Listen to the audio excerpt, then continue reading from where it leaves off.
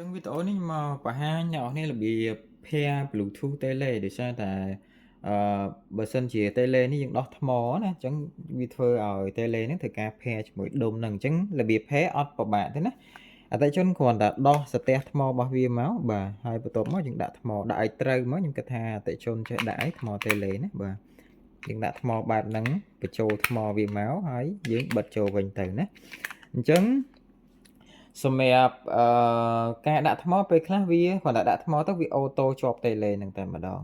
ឬក៏ពេលខ្លះអ្នកទាំងអស់គ្នាបើសិនជាដាក់ថ្មហើយវានៅចេញតែផ្ទាំងពណ៌សបែប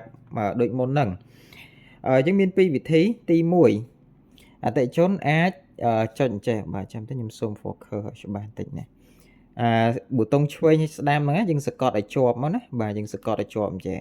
បន្ទាប់មកវានឹងលោតភ្លើងក្រហមហើយតេឡេហ្នឹងវានឹងអូតូជាប់ជាមួយនឹងដុំរបស់យើងតែម្ដងបាទវិធីមួយទៀតគឺយើងចុចដូចគេបង្ហាញនៅលើ screen មុនហ្នឹងអញ្ចឹងឥឡូវខ្ញុំឧទាហរណ៍ខ្ញុំដោះថ្មតេឡេចេញសិនណាបាទខ្ញុំដោះមកគ្រាប់ចេញសិន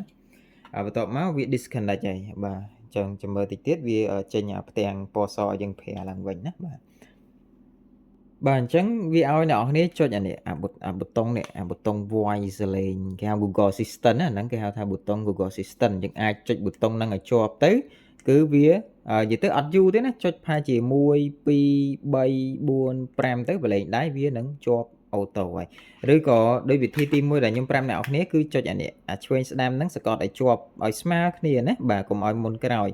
1 2 3 4 5គឺវានឹងអូតូជាប់ហើយបាទឬក៏ពេលខ្លះគ្រាន់តែដាក់ថ្មមកគឺវានឹងអូតូជាប់បែបហ្នឹងដូចគ្នាណាបាទអូខេអញ្ចឹងមានតែប៉ុណ្្នឹងទេអ្នកនរគ្នាអត់អីពិបាកទេណា